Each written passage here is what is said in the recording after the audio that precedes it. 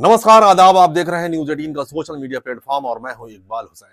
आज हम बात करेंगे एक गंभीर और खतरनाक विषय की, नीपा वायरस। जी हां, केरल में एक बार फिर नीपा वायरस का खतरा मंडरा रहा है। कोझिकोड, मलप्पुरम और पलक्कड़ जैसे जिलों में इसके मामले सामने आए हैं और केंद्र सरकार से लेकर स्थानीय स्वास्थ्य विभाग तक अलर्ट मोड में है। लेकिन आखिर ये नीपा वायरस है क्या? ये इतना खतरनाक क्यों माना जाता है और इससे बचने के लिए हम क्या कर सकते हैं? आज के इस वीडियो में हम इन सभी सवालों के जवाब आसान भाषा में समझेंगे। तो चलिए शुरू करते हैं आज का सफर। सबसे पहले आइए समझते हैं कि केरल में अभी क्या हो रहा है। हाल ही में केरल के 3 जिलों कोझिकोड, मलप्पुरम और पलक्कड़ में नीपा वायरस के मामले सामने आए हैं। खबरों के मुताबिक मलप्पुरम में एक 18 साल की लड़की और पलक्कड़ में एक 38 साल की महिला का नीपा टेस्ट पॉजिटिव पाया गया है। दुर्भाग्यवश मलप्पुरम की 18 वर्षीय विशारा नहरीन इस बीमारी से 1 जुलाई 2025 को अपनी जान गंवा दी। दूसरी मरीज हसनत, जो पलक्कड़ की रहने वाली हैं, अभी मलप्पुरम के एक निजी अस्पताल में वेंटिलेटर पर है।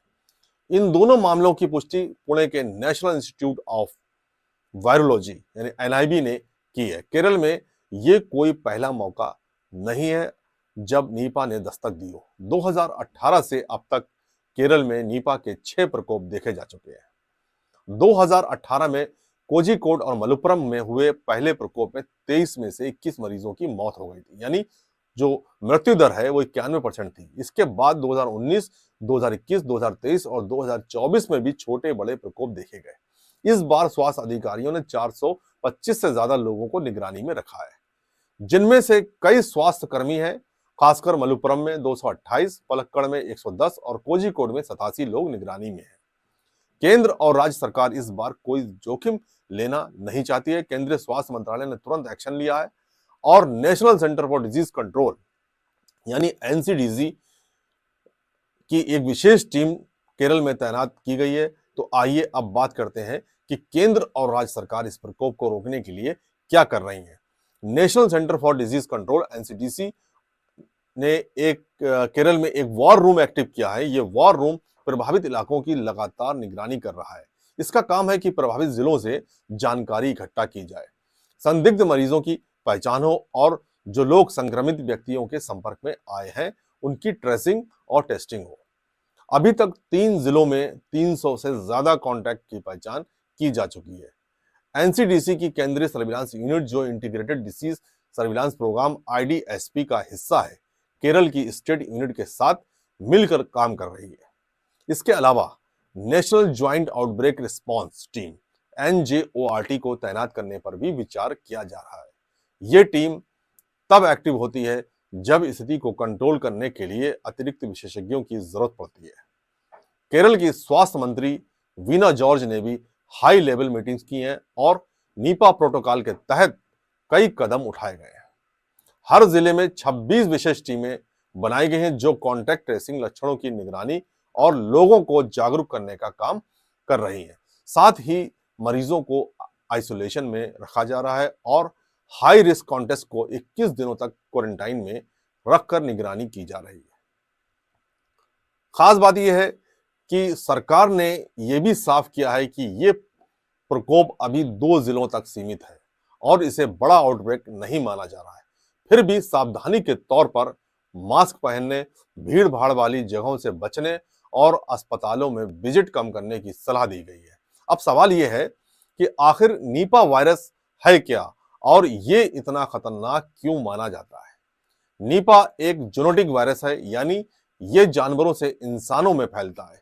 ये मुख्य रूप से फ्रूट बैट्स यानी चमगादड़ और स्वरों के जरिए इंसानों तक पहुंचता है। इसके अलावा संक्रमित व्यक्ति के शारीरिक तरल पदार्थों जैसे लार, खून या मूत्र के संपर्क में आने से भी ये फैल सकता है।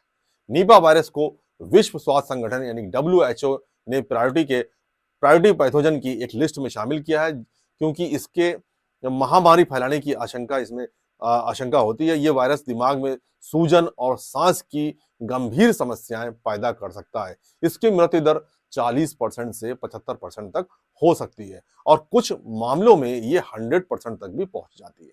2018 में केरल में हुए प्रकोप में 94.4% मृत्यु दर देखी गई थी। नीपा का एक और खतरनाक पहलू यह है कि अभी तक इसके लिए कोई विशेष दवा या वैक्सीन उपलब्ध नहीं है।